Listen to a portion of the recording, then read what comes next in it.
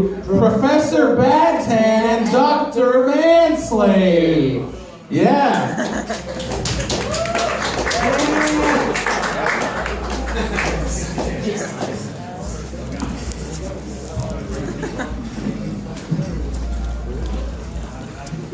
Please, ladies and gentlemen, no applause. No applause. What you're about to see, one of the most dangerous minds of the 20th century. One of the most brilliant, analytical minds that I've ever encountered. He could have been anything. A scientist, a composer, an author. But instead, he chose to use his powerful mind for darkness. He chose to become the most dangerous killer that the 20th century has ever seen. Dr. Homunculus Manslave. Is this the best you could do, Dr. Badtan, man? All these queers from the sewer in Boston coming to see a bip pop butt boy like me up here when they should be staying home sipping on nut, maybe getting laid instead of they coming here thinking about the casket they're going to be laying in a few years. He certainly talks quite the big game for a man in a straitjacket, a man who's going to spend the rest of his life in a cage.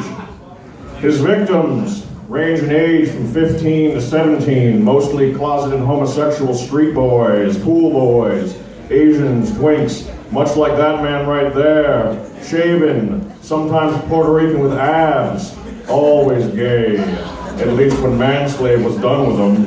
When I'm involved, I have the similar sweet proclivities like your good buddy Harvey Milk and maybe Barney Frank. We had the same boys that came out of the dumpster looking for a home. I gave him a home, I made him a man. You be quiet, Manslave. I won't have you drag the names of Harvey Milk and Barney Frank through the mud. Those men were heroes. You're just a killer.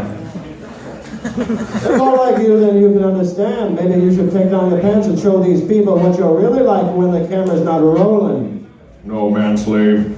I'm not gay. That's you. You're gay. True enough, you seduced me once before. You made me one of your men. But I've grown since then. I went to the East and I learned the arts of tantric massage, lingam massage, the chakras. You can't get in my mind and wear me like a coat like you once did. You're sick. Sick! I'll show you a few things. I'll put my arm like up your ass and work you like a fucking puppet if you keep on talking like that. How about you talk about the time I met you in New York City? Remember back then before you were across the street over there? You worked for Oliver and Morgan. You remember big old Morgan before I made him my man? I was never in New York City, Manslave, and you know it. That's a lie. I wasn't with Oliver and Morgan. I was a Santander man. I was in the Santander group. This is what he does, folks. He gets inside your head. He wraps his sickness around like a snake. Don't let him get inside. He preys on weakness. Weak men like you. In your pea coat and your what are those Nike pool shoes? Those waterproof?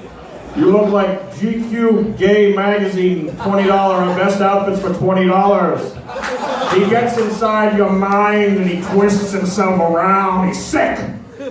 You may think you're full of these people over here swinging down their gin, but you were never with the Santander group. I met Jimmy Santander before I made him my man. You remember him before he left this fucking world? No, I can't remember. The details are hazy now. You remember he was 26 and maybe you were 27, or maybe you were my student back in the school of hard knocks, hard cocks, power bottoms, hard cocks.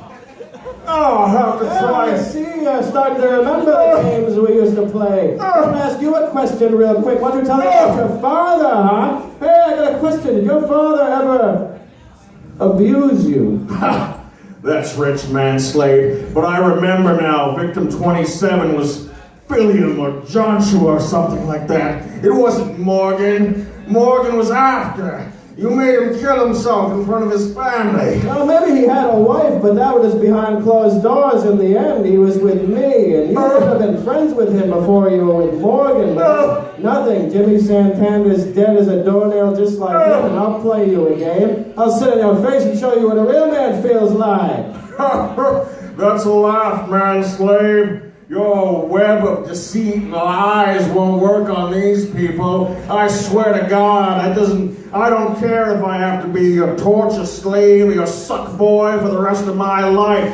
I won't let you lay a hand on any of these faggy boys. What do you like know those about them? men right there with his glasses, fucking gay. Mine are like a joke, but yours are serious. You're gay. You don't know anything about him, just like you don't know anything about me, huh? Tell them what you know about me. Why don't you spill a few beans? You put a few beans down your throat before you ramble on and walk down to that men's room and look for that sailor suck pump you've gotten so used to behind those closed doors with me in my lessons, Jimmy Santander. You want to know what I know about you, Manslave?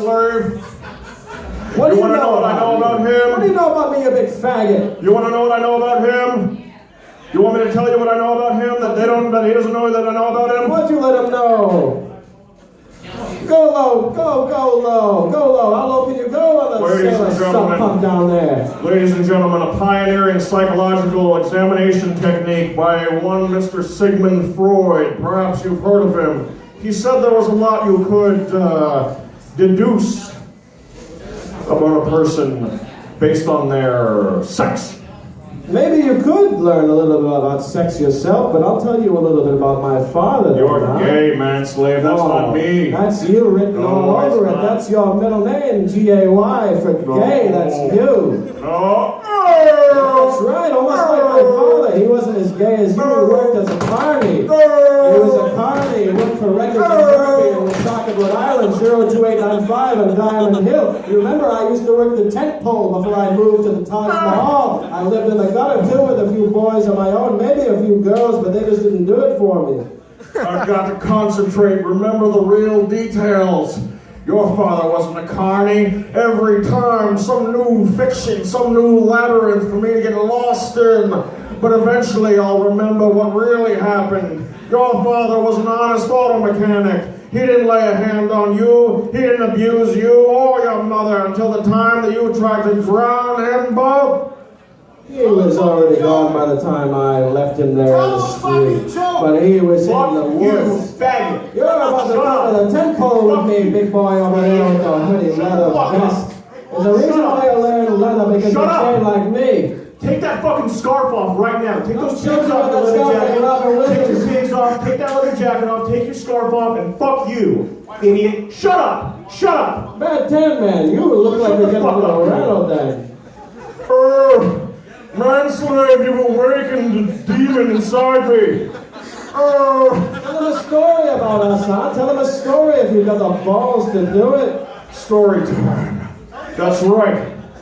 That's right. What was the story again? Manslave, teach me. How did it go? There was a cold night in old Billiam. It was colder in his heart because he was looking for a girl across the sea in the UK. His own little heroin cam girl who he loved. He thought he could get addicted by being a nice guy, but he only ended up getting addicted himself because he was a poor slob like you, number 27. Listen to me, number 27. That wasn't me.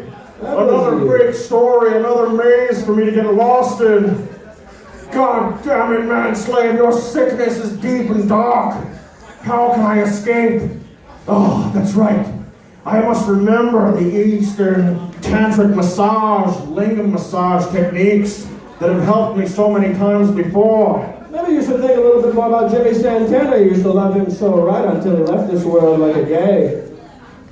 Right, man. Why don't you give me a smoke? Why don't you put me a pipe on that, huh? Give me a little bit of smoke, huh? Very well, Manslave. It's been a long time since I've seen my son. It's been a long time since I've seen my son. Give me a little smoke. Oh my God, my son.